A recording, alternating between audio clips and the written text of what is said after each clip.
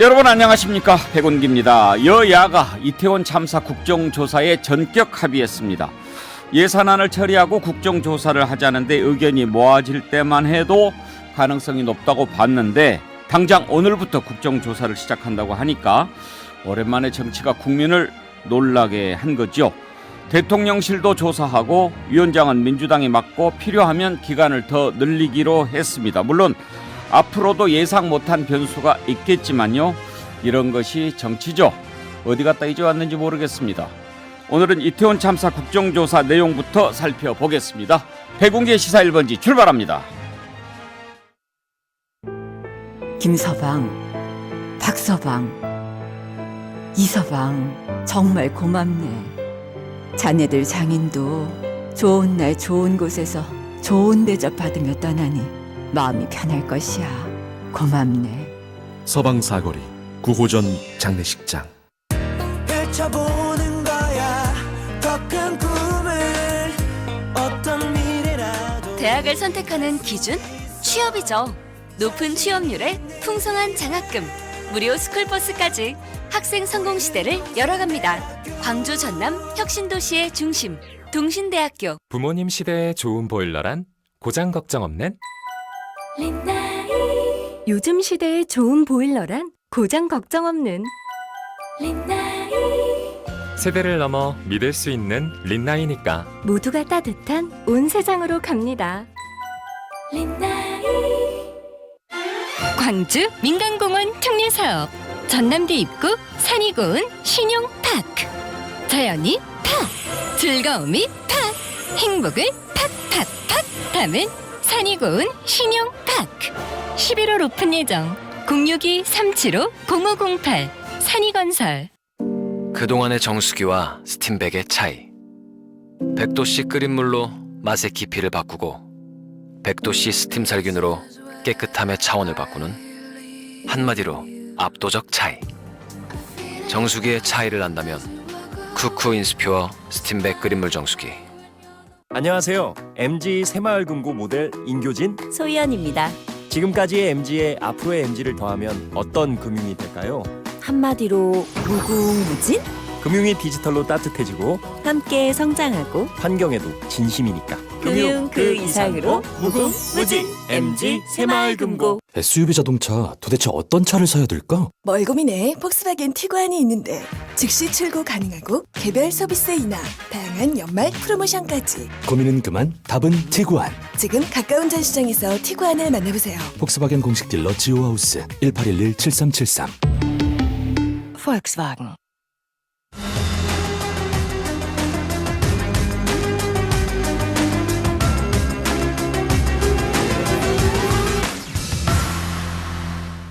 네, 오늘 함께할 네 분 패널 소개하겠습니다. 장성철 공론센터 소장, 현근택 민주연구원 부원장, 윤희석 전 국민의힘 대변인, 장현미 변호사 나오셨습니다. 어서 오십시오. 네, 안녕하세요. 여러분이 만들어 가시는 백운계 시사 1번지 유튜브 실시간 댓글, 그리고 문자 메시지 샵 2315로 의견 보내주십시오. 저희가 준비한 소정의 선물 보내드리겠습니다. 전지현 씨 BHC 치킨 쿠폰, 그리고 자연주의 화장품 글램무어의 클렌징 폼 드리겠습니다. 오늘 이런 댓글 주신 분이 계십니다. 시사 1번지 애청자라면 오늘 밤 우루과이전 치킨은 전지현 씨 BHC 치킨으로 합시다.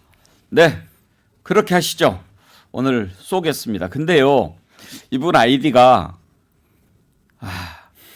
이재명 감옥 갈 것 같습니다. 이렇게 올리시면 제가 어떻게 소개합니까? 제가 오늘 전지현 씨 BHC 치킨 쿠폰 드리겠는데요, 웬만하면 아이디 좀 바꿔주세요. 뭐 이감갈 뭐 이러시든지 말이죠. 앞으로 이거 소개 못합니다. 김미애님, 미리 와서 기다리고 있습니다. 이건 중독이 맞죠? 많이 중독되시면 좋겠는데, 김미애님, 글래머에서 드리는 클렌징 폼 드리도록 하겠습니다.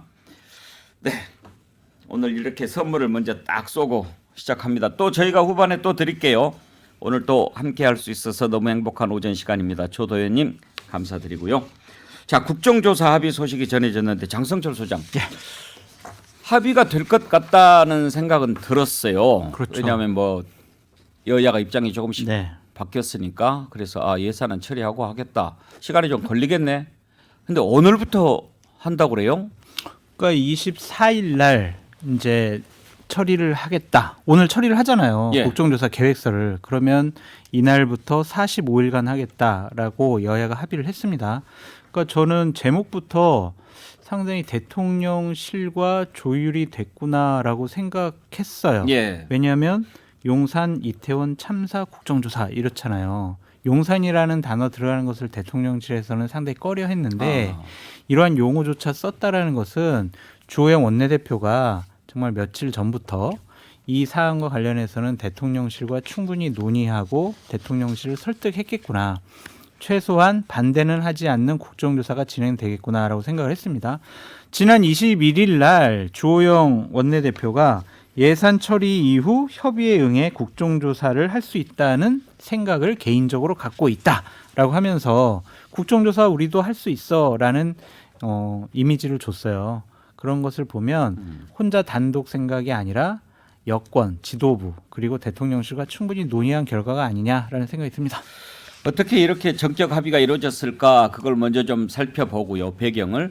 그리고 이제 앞으로 분명히 또 뭐 이런저런 변수가 있지 않겠습니까? 어떤 것들이 있을지 국정조사 제대로 하려면 어떻게 해야 될지 한번 짚어보죠. 현근택 부원장 네.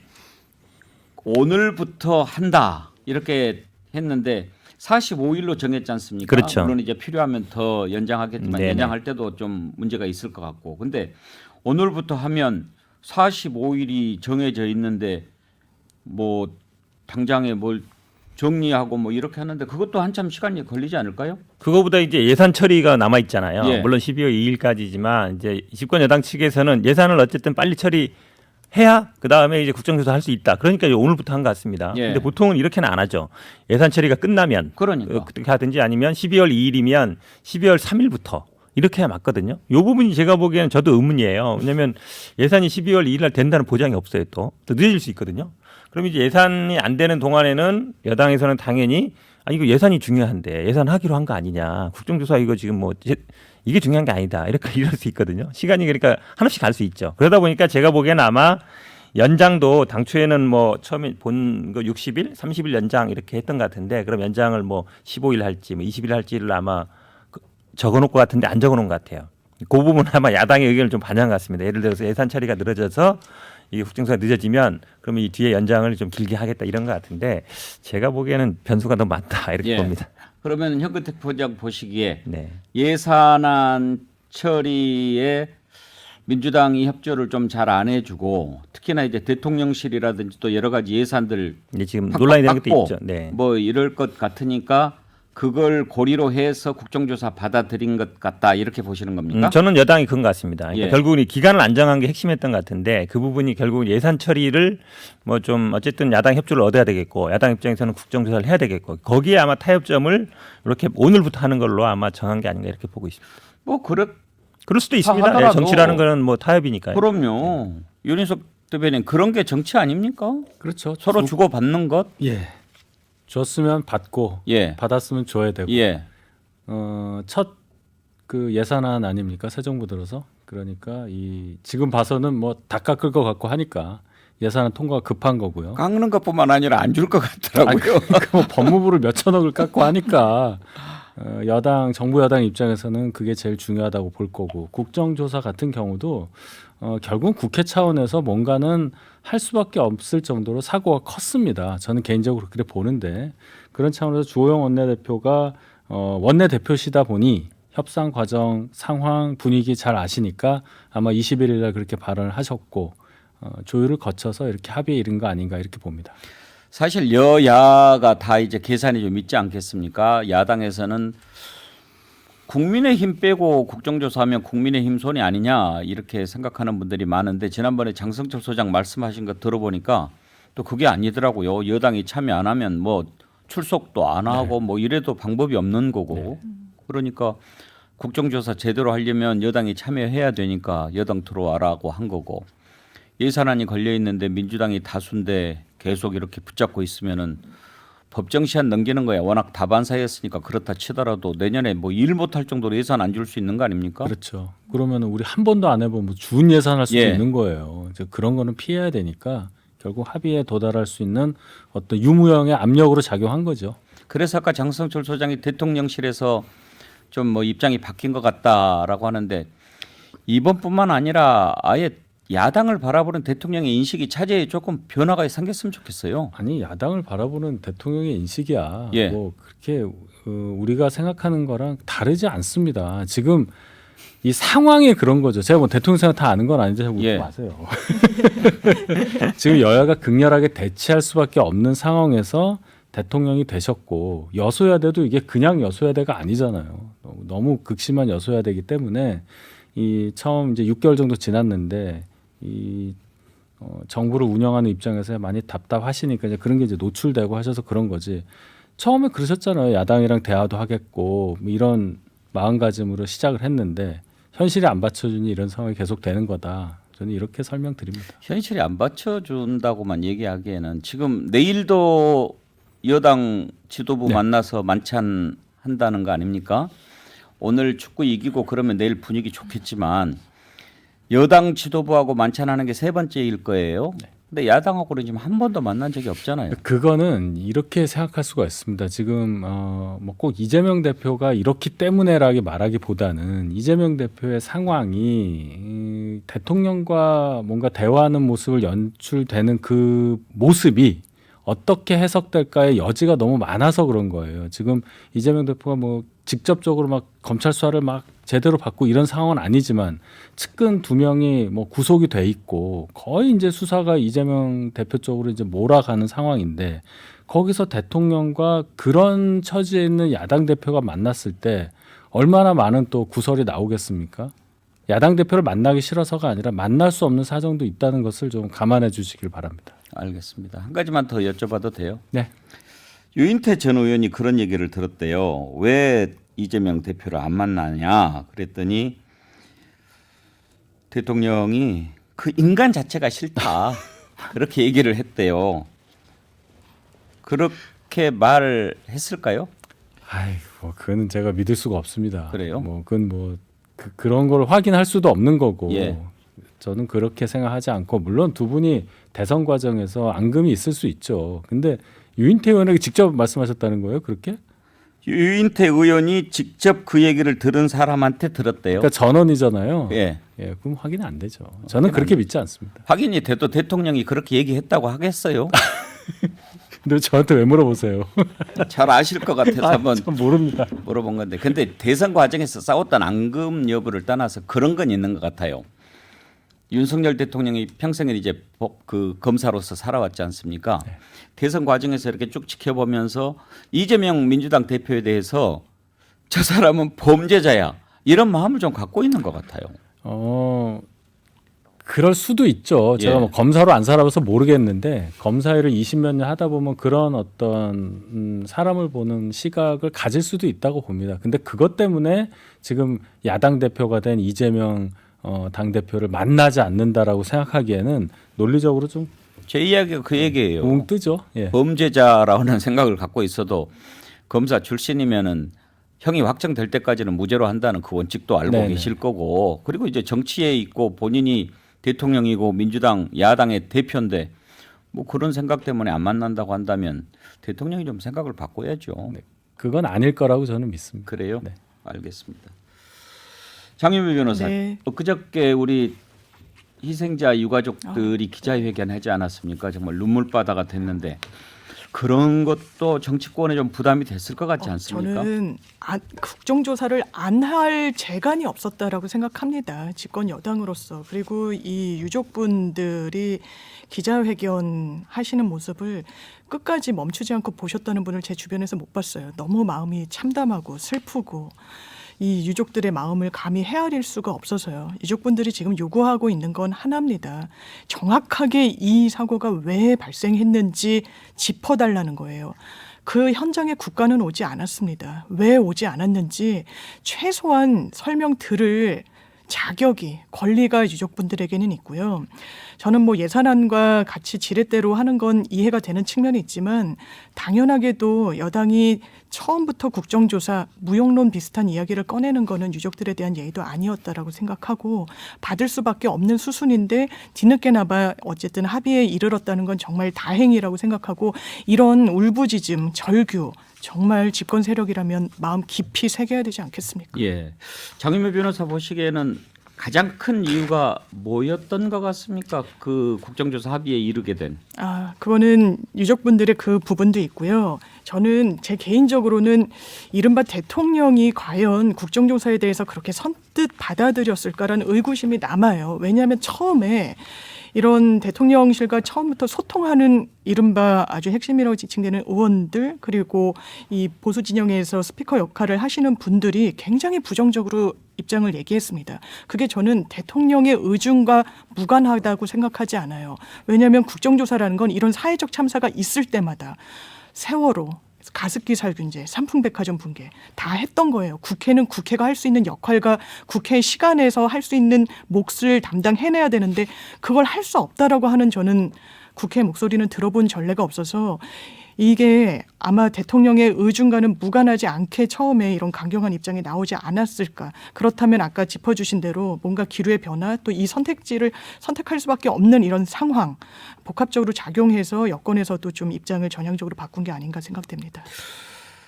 아무튼 이제 6년 만에 국정조사가 실시되게 됐는데 오늘 이제 본회의에서 국정조사 계획서 통과가 되면 이제 오늘부터 시작이라고 하는데 하쿠나 마타타님이 그런 의견 주셨어요. 예산안 처리한 다음에 국정조사 한다고 그러면은 예산안 끝나기 전에는 제대로 국정조사 되겠습니까? 그리고 처리가 지지부진하면 본조사 어차피 일정이 좀 줄어들지 않나요? 이런 질문 주셨는데 이렇게 궁금한 국민들 많을 것 같아요. 장성철 소장님. 기본적으로 제일 중요한 국정조사는 기관 보고입니다. 예. 그리고 현장 방문. 또 하나는 청문회 이 세 가지인데 이거는 뭐 계속 한 달 동안 할 수는 없잖아요. 그 전에 각 의원실이 제대로 된 자료 조사를 하거나 자료 요구를 통해서 여러 가지를 축적을 해놓는 거죠. 그래서 뭐 현장 방문도 하고 기관 보고도 받고 그때 질의응답을 통해서 왜 이 사태가 벌어졌느냐, 왜 이 참사가 벌어졌느냐, 그리고 이것이 근본적인 원인이 뭐냐, 그리고 대처를 잘했냐 못했냐 그런 것들은 청문회나 현장 방문 통해서 알 수가 있거든요. 예. 그래서 자료를 축적해 놓는 시간이 중요하다라고 보여지고 일단은 연장할 수 있다라고 되어 있기 때문에 시간이 좀 부족하면 연장할 것으로 보입니다. 그래서 국정조사 충분한 시간이 확보되어 있다라고 말씀드려요. 근데 연장도 조건이 있지 않습니까? 본회의에서 뭐 의결을 통해서 하겠다라고 한 건데 아니 그 조건이 아니고 네. 연장하더라도 아주 특별한 경우 뭐 이렇게 지금 해놓은 아주 거죠. 특별한 경우가 이럴 거예요. 예. 예를 들면은 예산안 협의가 잘 안 됐어요. 그래서 예산안 처리를 12월 31일 날 처리를 했습니다. 그러면 현장 방문 아까 얘기했던 기관 보고 이런 것들을 대략 제가 보니까 1월 7일까지 지금 국정조사 45일간 예정되어 있는데 1월 1일 뭐 연휴 빼고 1월 7일 또 휴가 빼고 그러면 5일밖에 안 남았잖아요. 그러면은 시간이 절대적으로 부족하다. 그래서 대략 열흘 정도 연장을 하자. 이런 식의 합리적인 선택이 가능할 것으로 보여집니다. 제가 조금 그 추가 말씀드리면요. 그 기간 연장은 특별한 내용이 없습니다. 그냥 본회의 의결하면 이렇게 돼 있고 지금 17개 공공기관에 해놨거든요.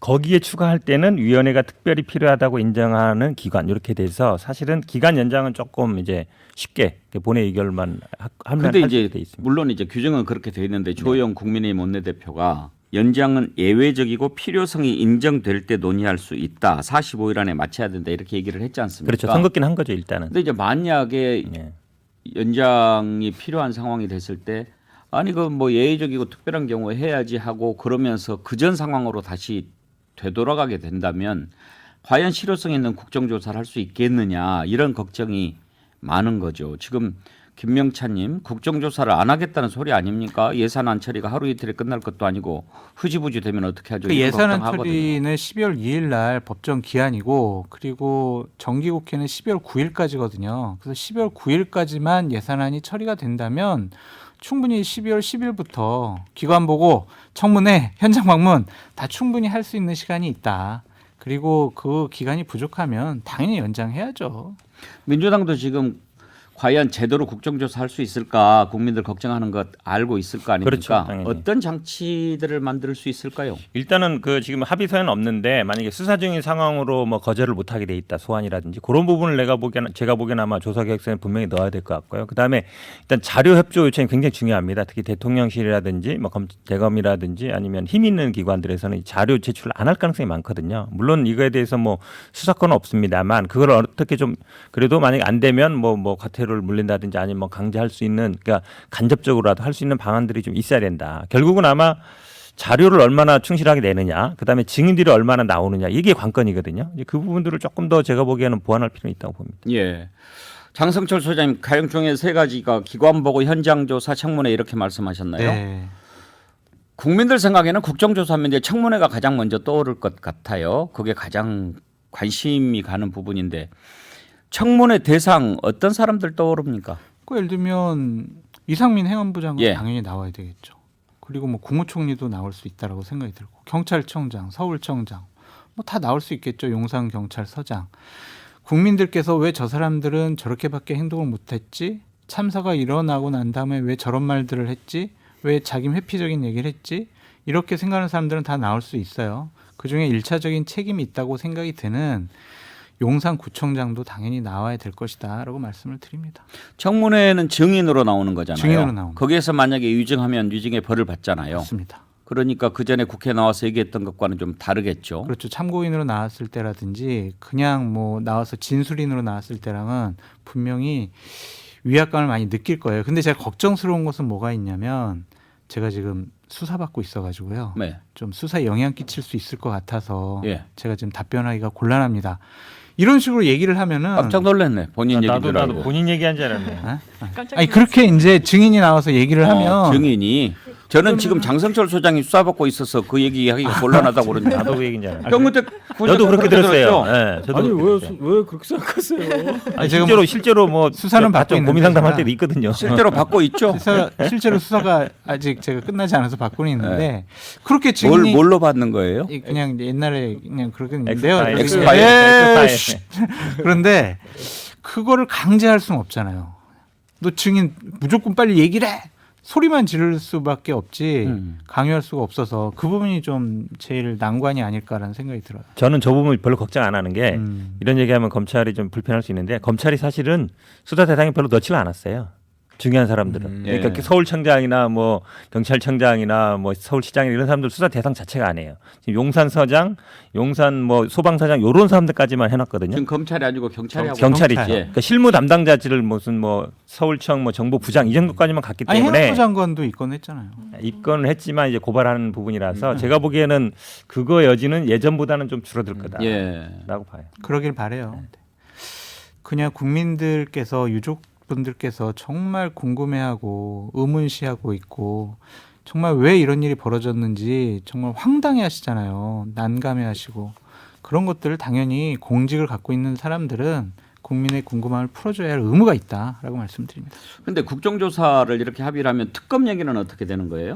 당연히 특검 얘기도 나올 겁니다. 왜냐하면 이제 저는 아마 국정조사가 특검을 조금 더 촉진시킬 수 있다고 봅니다. 말씀하신 것처럼 경찰 수사는 아마 이대로 그냥 끝날 가능성이 많아요. 그러면 이제 예를 들어서 뭐 행안부 장관이라든지 아니면 뭐 서울시장이라든지 좀 이제 한마디로 얘기하면 힘이 있거나 이런 사람들은 결국 국정조사에 나오게 될 거거든요. 근데 국정조사에 나와서 뭔가 얘기를 할 겁니다. 그런데 경찰이 수사는 안 됐어요. 그럼 예. 당연히 국민들이 뭐냐 이게 수사도 안 하고 있는데 책임 회피만 하고 있다. 특검하자. 이 얘기 당장 나올 거기 때문에 저는 아마 동시에는 어렵지만 국정조사 상황 보면서 제대로 안 되면 당연히 이제 특검하자는 얘기는 나올 것 같습니다. 예. 제가 보기엔 특검은 당연한 수순이 될 것 같고요. 왜냐하면 대통령께서도 특검 얘기를 하셨었고 또한 정진석 비대위원장도 국정조사 해야 되고요. 특검도 해야 됩니다. 라고 어제 얘기를 했거든요. 그러면은 여권에서 특검에 대한 거부감이 없다. 진상 규명을 위해서는 뭐든지 해야 된다라는 국민적 요구에 당연히 화답할 거다라고 보여집니다. 윤희석 대변인 결국은 이제 여당의 의지, 과연 국정조사 제대로 한번 해보자라는 의지가 얼마나 있느냐가 가장 큰 관건 아니겠습니까? 의지가 있다고 보십니까? 그러니까 이거를 막기 위해서 의지가 없고 국정조사도 그래서 안 하려고 하고 특검 출범도 막으려고 한다는 아예 그냥 전제를 깔고 생각하시니까 그렇게 말씀하시는 건데 제가 뭐 정부 여당 쪽에서 얘기를 드리는 입장이지만 이거 막아서 정부 여당에 득될 게 없잖아요. 이제 그렇게 상황이 됐다는 거를 다 인식하고 있기 때문에 말씀하신 대로 국조에 뭐 협조를 할 거냐 이런 질문은 뭐 당연히 그렇다는 말씀 외에는 제가 드릴 게 없죠. 예. 근데 이제 장성철 소장, 저희가 쭉 정치사를 돌아보면 특검도 그렇지만 이 국정조사가 네. 전국의 흐름을 바꾸는, 줄기를 바꾸는 그런 계기가 많이 됐어요. 됐었죠. 그냥 저희가 간단하게 가장 인상 깊게 남아있는 게 박근혜 대통령 때 최순실 국정농단 국정조사 있지 않았습니까? 그때 많은 증인들이 나왔고 또한 이재용 삼성 회장처럼 재벌 회장들이 나와서 여러 가지 얘기도 하고 또한 그 당시에 있었던 여러 분들이 나와서 우리가 몰랐던 얘기를 생생하게 얘기를 들었잖아요. 국민적인 분노가 커졌기 때문에 그 당시에 다시 특검으로 갔었고 그리고 박근혜 전 대통령 탄핵까지 갔었다라고 보여져요. 그런 일이 벌어질 수도 있다라고 보여집니다.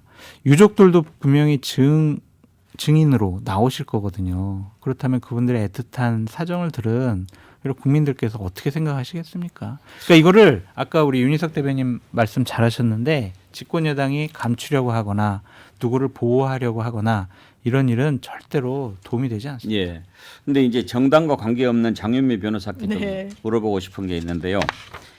오늘 이제 우리가 우루과이하고 축구를 하는데 네. 월드컵. 이번 월드컵에 20년 만에 16강 기대를 하는 이유가 손흥민도 있고 네. 또 김민재라는 최고의 수비수도 있고 네. 이렇게 좀 선수들이 특출한 선수들이 있으니까 혹시 이번에 뭔가 좀 해볼 수 있지 않을까 네. 기대를 하는 거잖아요. 네. 국정조사도 선수들이 훌륭해야 되는데 예. 장윤미 변호사 보시기에 민주당 선수들 어떨 것 같습니까? 저는 이 예전에 국정농단 국정조사 이야기하시니까 김경진 전 의원 습가 요정이라고 해서 예. 굉장히 국민들이 많이 응원했었죠. 굉장히 빠져나가려고 하는 그런 증인에 대해서 굉장히 적대적이거나 공격적이지 않게 실체를 잘 이제 파악할 수 있도록 이게 질문을 던졌던 건데 지금 민주당에서 국정조사에 이름을 올린 의원들은요. 권칠승, 김교흥, 그리고 신현영, 우상호, 윤건영, 뭐 이해식, 조응천, 진선미, 천준호 의원인데 천준호 의원 같은 경우에 지금 뭐 당대표 비서실장 하고 있기도 하고요. 신현영 의원 대표의 입으로 하기도 했었고 뭐 우상호 의원, 윤건영 의원 기본적으로 윤건영 의원은 초선이긴 하지만 우상호 의원도 선수가 많고 국회 경험이 많으신 분들이라 저는 당연히 실체에 접근하는데 많은 역할 본인들이 그리고 잘 아실 거예요. 이게 어떤 함의를 갖고 있는지 어떤 의미를 담고 있는지. 이게 대한민국에서 158명이 사망했고요. 다친 분까지 하면 350명이 넘습니다. 이건 있을 수가 없는 일이에요. 본인이 얼마나 이 부분에 주력해가지고 날카로운 질문을 던지고 빠져나가려고 만약에 한다라면 그 부분을 엮어 넣어야 된다는 이런 의무감, 사명감으로 당연히 임할 거기 때문에 저도 기대하는 바가 크고 저는 여당 의원님들 아직 명단이 제출되지는 않았지만 마찬가지로 기대하는 바가 큽니다. 면면을 보니까 뭐 좀 기대를 해볼 만 하는데 윤희석 대변인 어때요? 야당 저 국정조사 특위위원들 얘기 들으니까 좀 겁납니까? 아니 뭐 국정조사위원이 누가 되든지 간에 뭐 사실대로 밝히는 과정 협조한다면 뭐 누가 되든 무슨 상관입니까만은 제가 이제 걱정하는 건 이게 또 이 불필요한 정치 공작으로 막 되고 서로 고성이 오가고 이거 국민 여러분들께 보여드리고 이럴까봐 걱정이 되는 거죠. 예, 알겠습니다. 국정조사 합의 아무튼 잘된 소식입니다.